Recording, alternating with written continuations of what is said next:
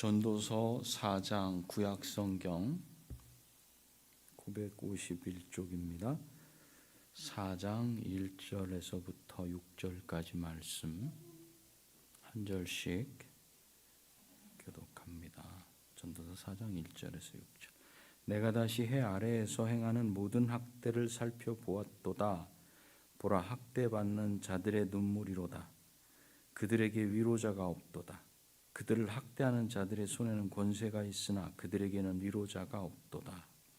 그러므로 나는 아직 살아있는 사람들보다 죽은 지 오래 죽은 자들을 더 목회가 하였느냐. 이 둘보다도 아직 출생하지 아니하여 해 아래서 행하는 악한 일을 보지 못한 자가 더 복되다 하였노라.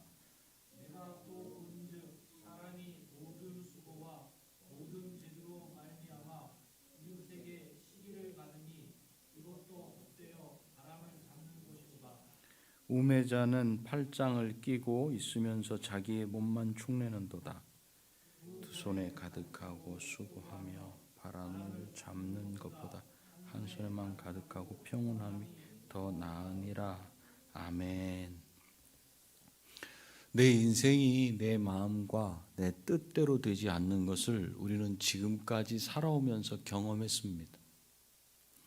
그것을 운이 좋지 못해서, 운이 좋지 않아서 그렇다고 하든지, 또는 내 노력이 부족해서 그렇다고 하든지, 아니면 뭐 금수저, 흙수저, 은수저 하는 것처럼 수저를 잘못하고 나서 그렇다고 하든지 간에 우리 인생은 우리 마음대로 되지 않음을 모두 뼈저리게 깨달아 알고 있습니다. 그런데 전도자는, 솔로몬은 모든 것이 하나님의 때와 기한에 따라 이루어진다고 말하고 있어요.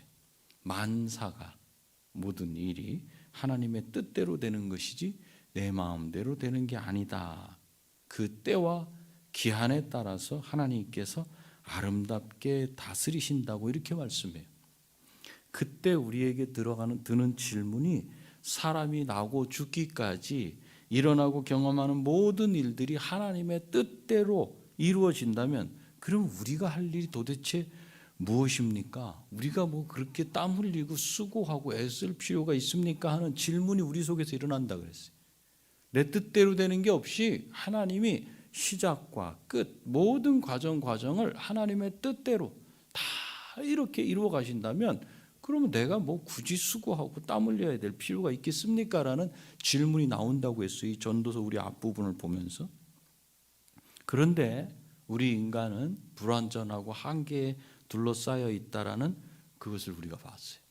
그렇다면 한계에 둘러싸여 있고 불완전한 우리 인간의 삶을 하나님께서 뜻대로 때에 따라 이루신다는 것 자체가 이미 불완전한 사람들, 한계가 있는 사람들한테는 그 인생 자체가 안전하다는 것을 반증하고 있다는 걸 우리는 알아야 돼요. 하나님은 완전하시고 하나님이 뜻대로 다스리신다.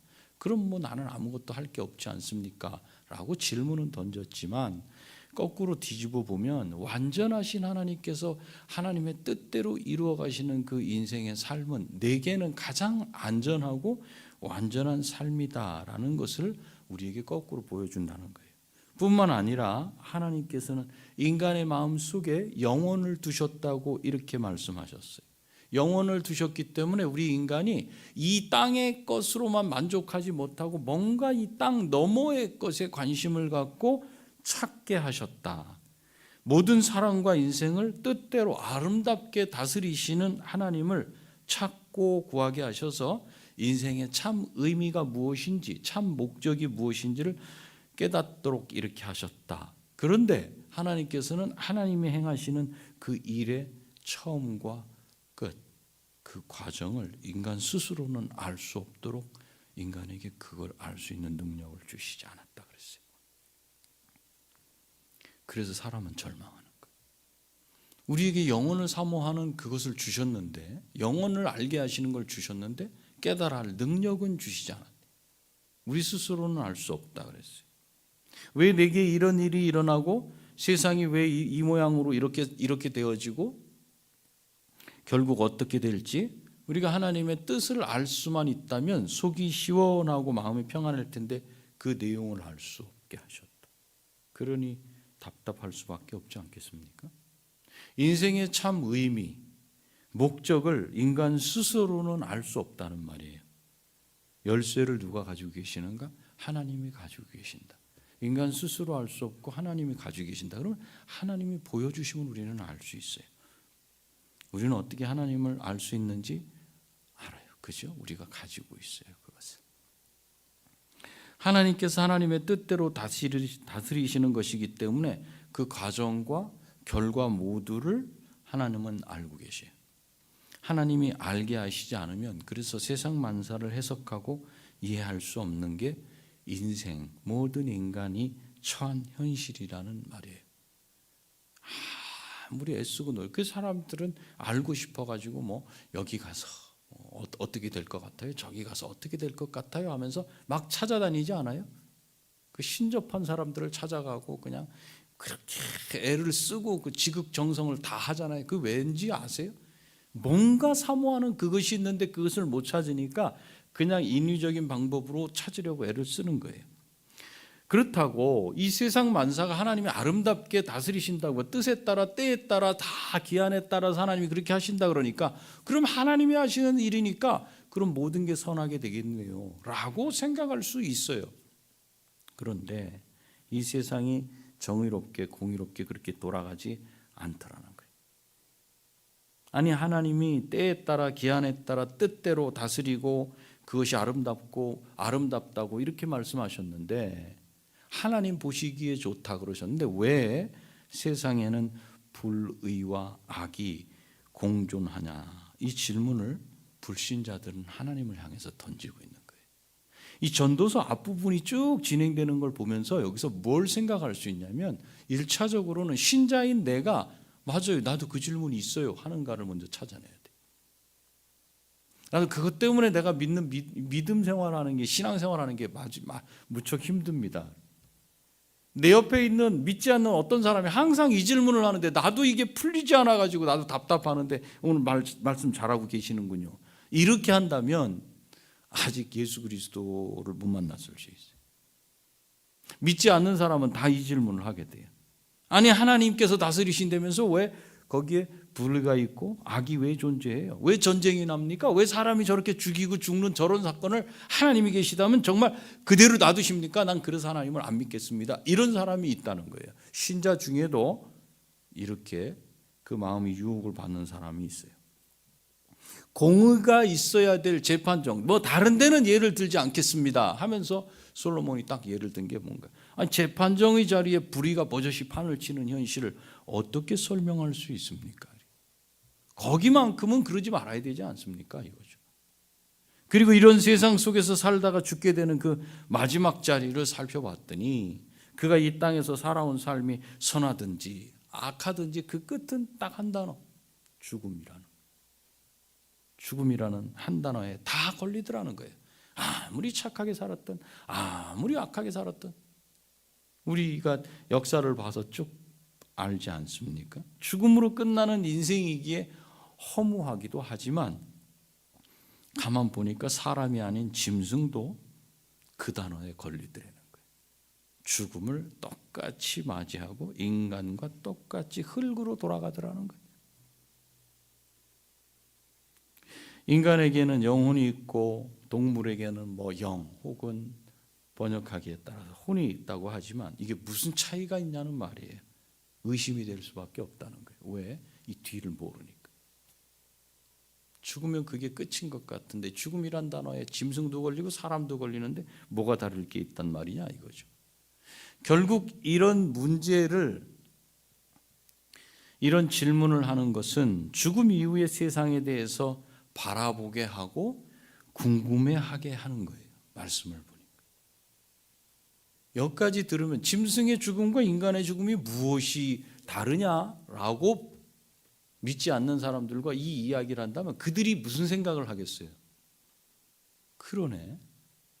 그럼 그 뒤에 뭐가 있지 않을까? 생각을 하게 만들어요. 솔로몬이 지금. 죽음으로 끝나는 게 인생이라면 정말로 짐승과 다를 바가 없기 때문에 그래요. 뭐가 다를 게 있어요? 여기서 스트레스 받아가면서 그냥 고통 가운데 신음하다가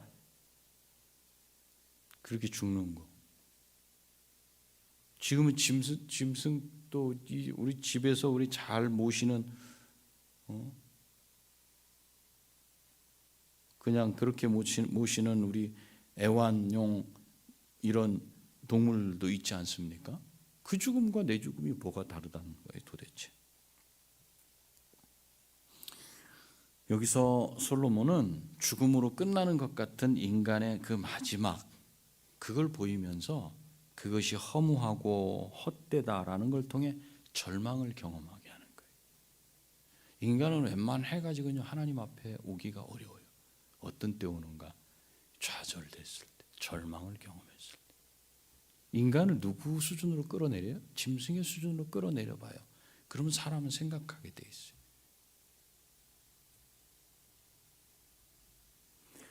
절망이 경험되면 현실 속에서는 좌절을 딛고 일어설 수 없다는 결론에 이르게 돼요. 그게 끝이라는 생각을 하게 돼요. 절망에 도달하면. 그리고 죽음 너머의 세계를 보게 됩니다. 인간은 웬만해서는 죽음 너머의 세계는 생각 안 해요. 그거면 끝이지 이렇게 해요. 그러나 죽지 않았는데 이 땅 가운데서 마치 죽은 것 같은 걸 경험하게 하면 어떤 걸 생각하느냐 하면 이 살아있으면서 그 뒤의 세계를 보게 돼요. 이것이 전도서를 통해서 계속해서 솔로몬이 우리에게 보여주는 거예요. 믿지 않는 사람에게도 계속해서 저 뒤를 보라고 말하는 거예요. 이제 오늘 말씀을 통해서는요, 죽음으로 끝나는 것 같은 이 땅에서의 일어나는 그런 삶 속에서 일어나는 여러 가지 현상들, 그것에 대해 좀 더 말해주고 있어요. 먼저는 사람들 사이에서 일어나는 일이에요. 그게 뭔가 학대, 다른 말로 하면 억압. 내가 다시 해 아래에서 행하는 모든 학대를 살펴보았도다. 보라, 학대받는 자들의 눈물이로다. 그들에게 위로자가 없도다. 그들을 학대하는 자들의 손에는 권세가 있으나 그들에게는 위로자가 없도다. 학대는 억압받는 걸 말해요. 억압. 사람과 사람이 살아가는 모습을 보고서 전도자가 찾은 한 단어, 억압이라든가. 억압. 사람과 사이는 누가 가르쳐주지 않아도 서로 다투고 내 이익을 위해서 상대를 희생시키는 삶을 살지 않아요. 원래 사람은 이웃을 보면 인상을 찌푸리지 않고 웃으려고 하고 이웃이 힘든 일을 당하면 도움을 주고 싶은 것이 인지상정이에요. 그게 사람과 사람 사이의 관계예요. 이걸 누가 가르쳐서 하는 게 아니에요. 인간은 서로 사랑하고 불쌍히 여기고 돕고 의지하는 존재로 그렇게 지음 받았다는 증거예요. 그런데 현실을 보니까 그렇지 않더라는 거예요. 인간이 원래 지음 받기는 누가 이웃을 아침에 문 열자마자 이웃과 얼굴이 마주쳤는데 그냥 얼굴 막 화를 내고 이러는 거예요. 이러는 사람은 없다는 거죠. 누가 지나가는 사람하고 그냥 시비를 붙고 싸움을 하려고 그러는가? 그런 사람은 없다는 거예요. 누가 가난한 사람을 보고 잘됐다고 고소해야 하는가? 그런 사람은 없다는 거예요. 내가 해주지 못해도 내 마음은 어떻게라도 도울 수는 없을까? 얼마라도 하는 마음이 자연스럽게 일어난다는 거예요. 그런데 현실은 그렇지 않다는 거예요. 힘을 갖기 위해서 경쟁하고 싸우고 힘을 가지면 그 힘으로 누르고 다스리고 또 그 힘을 유지하기 위해서 서로 견제하고 무력을 행사하는 그런 방식이 세상에서 사람들이 살아가는 그런 현실이더라, 방식이더라. 이것을 약육강식 또는 적자생존 이렇게 말하고 규정 지으려고 하는 게 이 사회학에서 하는 일이에요. 그런 게 이런 것 때문에 그렇습니다.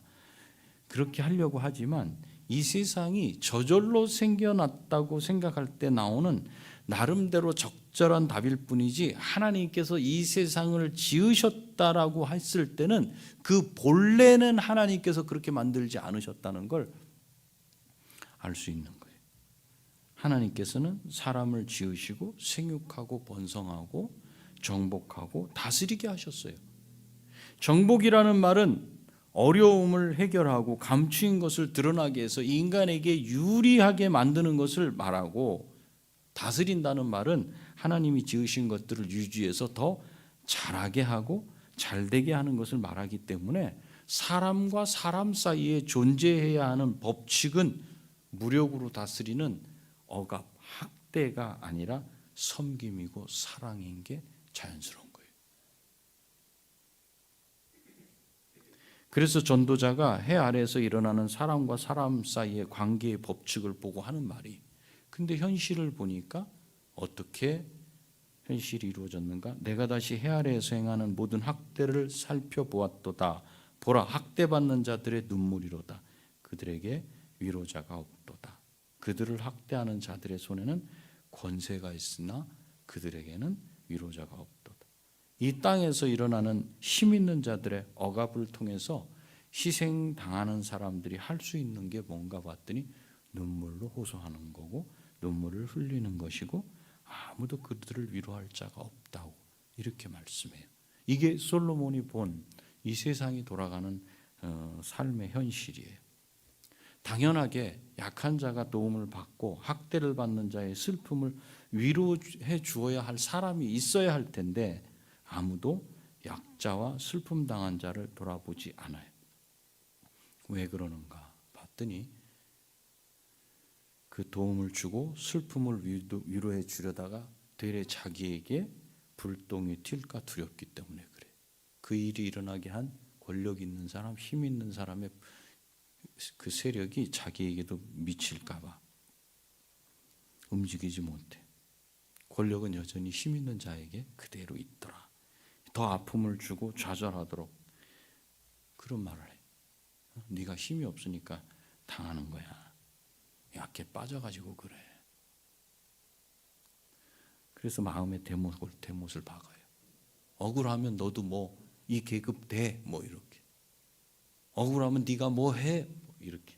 마음까지도 힘들게. 그래서 이렇게 사람들이 살아가며 관계하는 방식을 보고 솔로몬이 내린 결론이 뭔가 2절 3절이에요.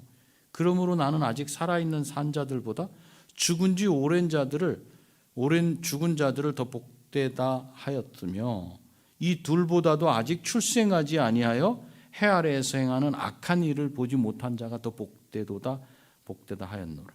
살아서 뭐하냐? 차라리 그렇다면 죽는 게 낫지 않느냐? 살 소망도 의미도 이런 세상 속에서는 찾을 수 없다. 이런 말이죠. 그러면 삶의 의미가 뭐 있어? 사는 게 뭐야? 그저 슬픔과 눈물뿐이라면 그런 거죠, 지금. 그렇지 않겠어요? 정말 그렇다면? 그리고 이 세상이 그렇지 않아요? 그렇죠. 그런데 여러분이 그렇지 않다고 생각하는 건 왜 그렇죠? 뭔가가 있죠. 지금 솔로몬은 뭔가가 있는 그걸 바라기 전에 우리의 현실이 어떻다는 걸 적나라하게 보여주고 있는 거예요. 그래서 사실은 이 전도서는 믿지 않는 사람이 읽어봐야 돼요. 그러면 맞아요 고개를 끄덕일 거예요. 근데 이제 전도자는 이렇게 사람이 사람을 힘으로 누르고 살아가는 그 현실, 그 배경에 도대체 뭐가 있는지를 파헤치는데 4절 6절이에요. 4절 6절 우리 같이 읽어볼까요? 4절 5절 6절 내가 또 본즉 사람이 모든 수고와 모든 재주로 말미암아 이웃에게 시기를 받으니 이것도 헛되어 바람을 잡는 것이로다. 우매자는 팔짱을 끼고 있으면서 자기의 몸만 축내는도다. 두 손에 가득하고 수고하며 바람을 잡는 것보다 한 손에만 가득하고 평온함이 더 나으니라. 개역 개정으로는 이해가 쉽지 않은 9절이 4절이. 제가 세 번역으로 한번 읽어볼게요. 여러분은 4절을 보세요. 4절이에요. 온갖 노력과 성취는 바로 사람끼리 갖는 경쟁심에서 비롯되는 것임을 나는 깨달았다. 그러나 이 수고도 헛되고 바람을 잡으려는 것과 같다. 어리석은 사람은 팔짱을 끼고 앉아서 제 몸만 축낸다고 하지만 적게 가지고 편안한 것이 많이 가지려고 수고하며 바람을 잡는 것보다 낫다. 이렇게 돼 4절, 5절, 6절. 해 아래서 사람들이 수고하고 애쓰는 모습의 본질을 들여다봤더니 그것들은 모두 다 이웃을 향한 이 마음에서 나오는 것이더라는 거예요. 그게 뭐냐? 경쟁심. 다르게 말하면 시기심. 사람이 그렇게 죽자 사자 애써서 공부하고 직장 생활하는 그 배경에 무엇이 있는가 하면 다른 사람에 대한 시기심이 있더라는 거죠.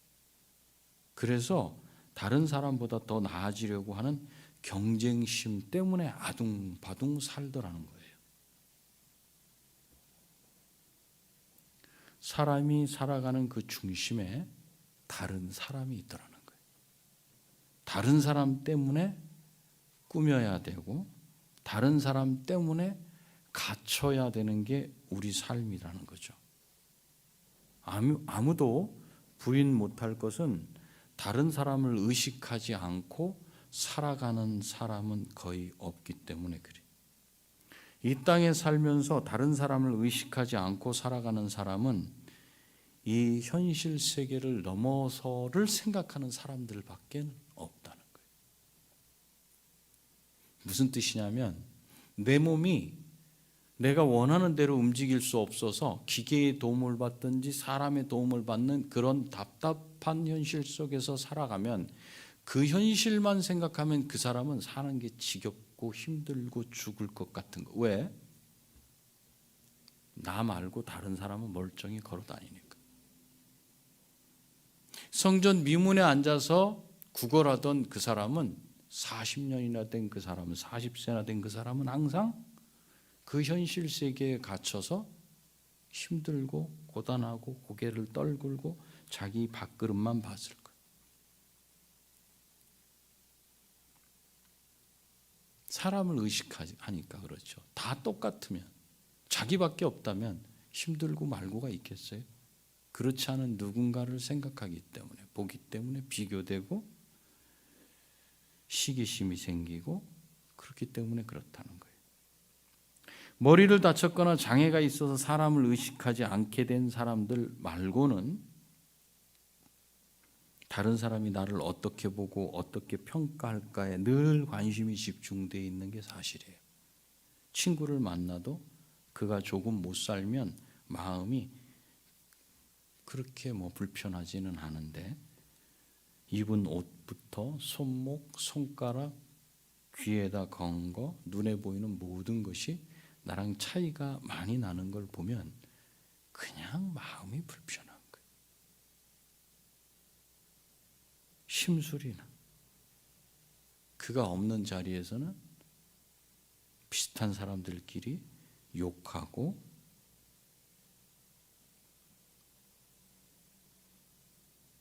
그에 대해서 한마디 두마디 하지 않아요? 그 왜 그러는가? 솔로몬은 그걸 경쟁심 때문에 그렇다. 시기심 때문에 그렇다. 시기심에서 나온 적절한 반응이 바로 그런 걸로 나왔다. 이렇게 말하고 해요.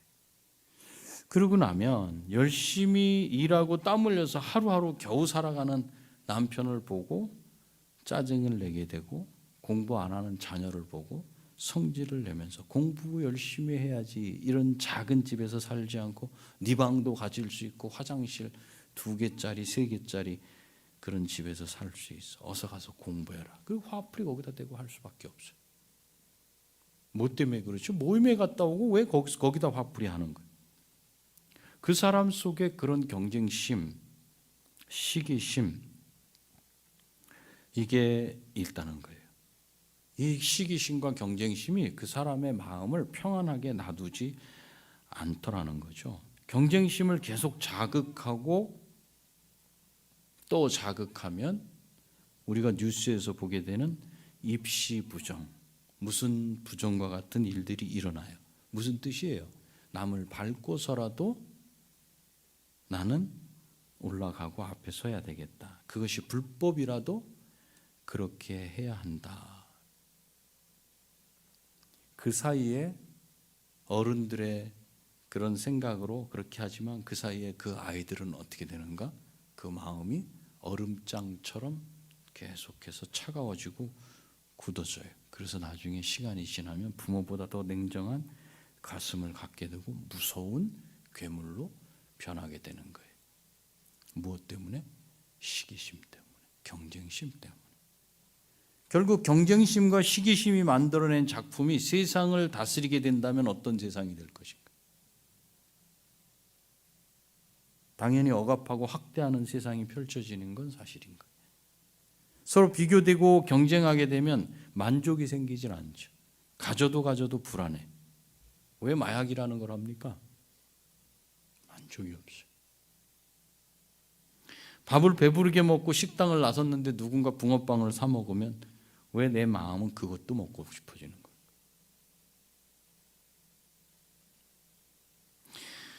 왜 그러면서 커피숍을 지나오면 커피숍에서 커피 마시는 사람을 보면서 나도 들어가서 한 잔 먹어야 되겠다는 마음이 드는 걸까? 배부른데. 우리 내면에서 꿈틀거리는 시기심과 남보다 더 앞서고 더 낫게 되려는 욕심 때문에 그 일이 벌어진다고 솔로몬은 그걸 시기심, 경쟁심이라고 얘기를 해요. 가진 사람은 더 가지려고 하고 힘을 가진 사람은 그 힘을 더 키우려고 애를 쓰면서 자기 자리를 어떻게든 지키려고 애를 쓰죠. 저 위만 쳐다보고 살아가기 때문에 자기 주변에 있는 사람들이 보이지 않아요. 그것도 인생의 말년이나 돼서 아프거나 병들거나 그러고 나면 자기 주변에 누가 있는지 그때 보이게 돼요. 그래서 전도자는 경쟁심과 이기심을 이렇게 말하는 거죠. 이것도 헛되어 바람을 잡는 것이로다. 두 손에 가득하고 수고하며 바람을 잡는 것보다 한 손에만 가득하고 평온함이 더 나으니라. 시기심이라는 게 인생을 아주 허무하게 하고 헛되게 만든다는 그 말을 하고 있어요. 사람이 일평생 수고하고 땀 흘리며 밤잠 줄여가면서 뭔가를 이루려고 한 일이 다른 사람보다 조금 앞에 서고 더 낫고자 한 경쟁심 때문이라면 이런 인생을 살 가치가 있는가? 이 질문을 하는 거죠. 우리는 뭔가를 이루면 그것으로 인한 쾌감과 성취감으로 자신을 위로하고 더 자극해서 앞으로 가도록 닥달을 하면서 높아지려고 해보지만 그것이 헛된 인생이 될 수밖에 없을 겁니다. 그러면서 충고하듯이 하는 말이 5절에 우매자는 팔짱을 끼고 있으면서 자기의 몸만 축내는 듯. 그러면서 보니까 어리석은 사람이 있더라는 거예요. 미련한 사람은 일하지 않고 팔짱을 끼워 팔을 손을 두 주머니를 넣고 그냥 몸을 움직이지 않는데 게으르. 그렇게 살아가는데 그것이 자기 몸만 축내고 제사를 먹고 사는 것이라서 제사를 먹는다. 일하지 않고 게으른 사람이 얼마나 오래 살 수 있겠어요? 얼마나 살고 버틸 수 있겠는가? 그게 참으로 미련한 짓 아닌가? 이렇게 말해요. 그러면서 6절에서는 두 손에 가득하고 수고하며 바람을 잡는 것보다 반대로 그러면 너는 두 손을 다 빼갖고 정말 수고하고 땀 흘리고 그렇게 하는데 바람을 잡는 것보다 한 손에만 가득하고 평온함이 더 나으니라. 이 사람과 비교해 볼 때 너는 두 손을 다 사용해서 남보다 더 나으려고 하는 그 경쟁심 때문에 하는 수고와 땀 흘리는 것이 차라리 미련한 사람처럼 그냥 한 손만 그렇게 수고하고 한 손은 그래도 그냥 주머니 넣어놓고 평안을 누리는 것이 두 손을 다 사용하면서 평안이 없이 그냥 헛된 것으로 가득 채우는 것보다 나을 것이다 라고 이렇게 충고하면서 사람을 의식하고 그 사람이 나를 어떻게 보고 어떻게 말하는가에 따라 내 마음이 오락가락하는 인생이 얼마나 헛된지를 말씀하고 있어요. 그리스도 안에 있다고 하면서도 사실은 사람을 의식하는 그 보이지 않는 하나님은 의식하지 않는 그것을 우리가 그 성전 미문에 앉아 있는 나면서부터 안전뱅이 된 자를 통해서 우리가 배웠지 않았어요? 말씀을 듣지 않았어요? 그건 성령을 속이는 일이다. 사람들의 시선을 받고 사람들을 의식하면서 다른 사람이 보기에 멋지고 괜찮아 보이는 그 삶이 사실은 뭐다? 전도자가 보니까 그건 뻥이라는 거예요. 뻥. 헛된 삶이다. 이게 뻥이다. 사람들이 나를 인정하고 칭찬하는 소리를 듣지 않으면 내 존재 가치와 삶의 의미를 찾지 못하는 인생, 그 속에서 나오라라고 지금 말씀하고 있는 거예요. 이 말씀을 듣는 불신자는 여기서 예수님께 나와라, 하나님을 만나라 이런 말이 없잖아요. 그죠? 그럼에도 불구하고 이 말씀을 들으면 맞다, 내 인생이 그렇다. 그럼 해결책이 있습니까? 라고 그 마음을 움직이게 돼 있어요.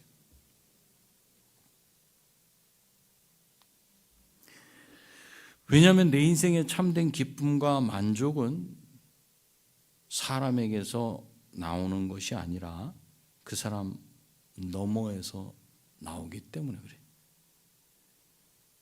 그 사람 너머에 계신 분을 바라보고 그분을 의식하지 못한다면 의미 있는 인생을 살 수는 없다라고 지금 솔로몬은 말하고 있는 거예요. 하나님 안에서 삶의 의미와 목적을 찾지 못한다면 결국 우리 인생은 헛된 인생, 허무한 인생이 될 수밖에 없다. 그러면서 하는 말이 당신은 지금 허무한 인생을 살고 있습니다. 그걸 지금 듣는 사람에게 말하고 있는 거예요. 아무리 다른 사람보다 앞에 있고 더 많이 누린다고 해도 그냥 죄인일 뿐입니다. 결국엔 다 불 앞에 살라 없어질 것을 자랑하면서 그거 만족해 하면서 기뻐하고 슬퍼하는 것은 너무도 안타까운 거 아닙니까? 그 사람이 떠나고 나서 그 모든 것이 누구께 될지 모른다 그랬잖아요. 하나님은 악한 사람이 잘 벌어놓은 것을 그리고 가져다가 선한 사람에게 돌려놓는다 그러셨잖아요. 버는 일까지만 하게 하고.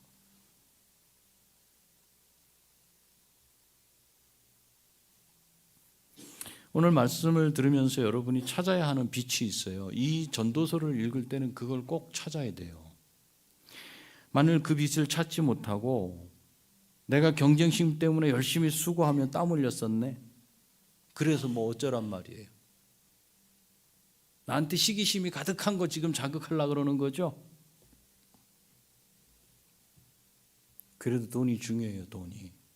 돈 없어 보세요. 저한테 이렇게 말씀을 하시는 것으로 오늘 말씀을 들으면 안 된다는 거예요. 인생의 의미와 목적을 자기가 누리는 것으로 대변하려는 사람들이 얼마나 많아요.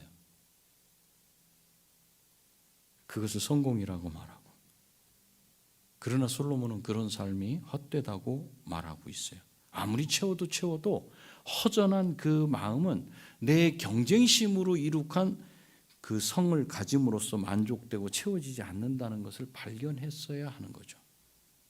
이것이 여러분이 찾아야 하는 빛이었고 솔로몬이 우리에게 깨닫게 하려는 말씀이고 이 말씀을 여기까지 들었다면 그 사람은 그걸 찾아내야 되는 거예요. 내가 그렇게 수고하고 이루어냈는데 나도 내가 떠나고 나면 이게 누구한테로 돌아갈지 불안해. 내가 왜 이루고 살아야 되는지 모르겠어 하는 그 인생에 외침이 있어야 되고 비명이 있어야 된다는 거예요. 그걸 깨닫게 하려고. 그렇지만 하나님 앞에서 살아가는 저와 여러분의 삶은 경쟁심과 시기심으로 인생의 의미를 찾으려는 사람들과는 다르다는 것을 보게 하시고 생각하게 하는 말씀이에요. 예수 그리스도를 믿고 성령께서 그 안에서 사시는 사람들의 기쁨과 슬픔은 달라요. 그분들의 눈물과 그분들의 웃음, 즐거움은 서로 다른 거예요. 예수 그리스도를 만난 자의 슬픔과 기쁨, 만나지 못한 자의 슬픔과 기쁨은 차원이 달라요. 하나님께서 함께 하시면서 도우시고 인도해 주시고 때로는 광야의 길을 걷게도 하시고 때로는 바다 위를 걷게도 하시는 것 같은 은혜는 이 세상은 알 수 없고 볼 수 없고 경험할 수 없고 줄 수도 없는 기쁨이기 때문에 이 세상 그 무엇으로도 그것은 비교되지 않아요.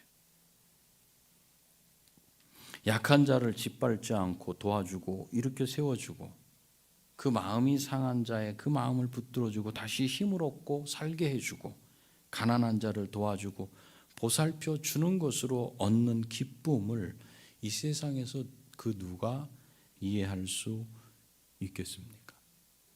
저 높은 곳만 바라보면서 다른 사람을 이기고 또 이기며 살아온 사람들이 알 수 없는 기쁨이 하나님 앞에서 비록 가난하다 할지라도, 비록 구차한 삶을 산다 할지라도, 가난한 과부의 전 재산을 털어놓는 그런 삶을 산다 할지라도 그 기쁨, 알 수 없는 기쁨은 바로 그런 사람들에게 있다는 것을 지금 말씀하고 있어요. 여러분들 중에 아직도 사람의 눈을 의식하고 시기심과 경쟁심 때문에 공부하고 일하고 벌어들이는 분이 있다면 오늘 이 시간에 예수 그리스도를 믿으시기를 바랍니다. 그리고 여러분 안에 보내주신 성령님의 도우심을 따라 하나님께서 이루시는 여러분 각자의 인생을 누리시면서 성령과 함께 울고 웃으며 의미 있는 인생을 살고 있음에 감사하시는 여러분이 다 되시기를 축복합니다. 기도하시겠습니다.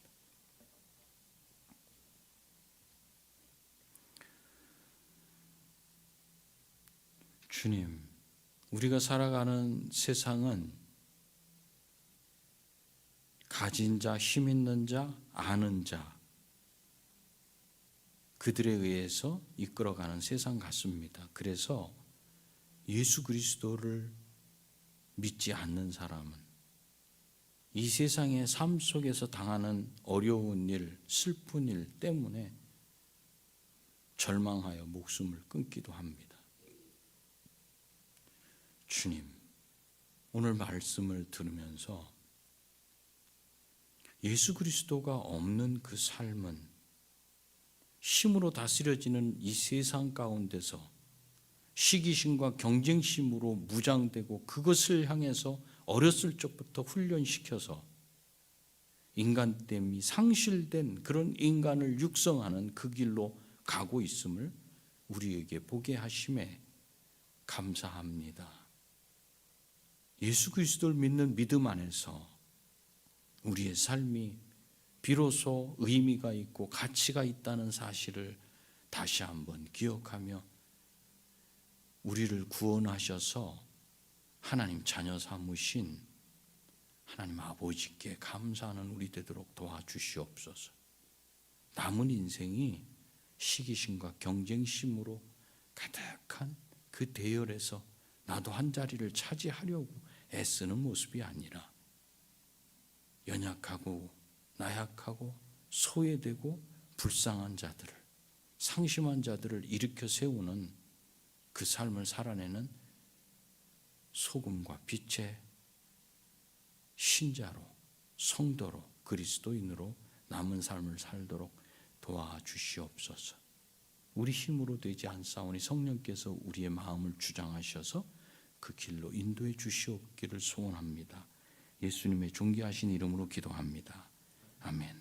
하늘에 계신 우리 아버지여, 이름이 거룩히 여김을 받으시오며 나라가 임하시오며 뜻이 하늘에서 이루어진 것 같이 땅에서도 이루어지이다. 오늘 우리에게 일용할 양식을 주시옵고 우리가 우리에게 죄 지은 자를 사하여 준 것 같이 우리 죄를 사하여 주시옵고 우리를 시험에 들게 하지 마시옵고 다만 악에서 구하시옵소서. 나라와 권세와 영광이 아버지께 영원히 있사옵나이다.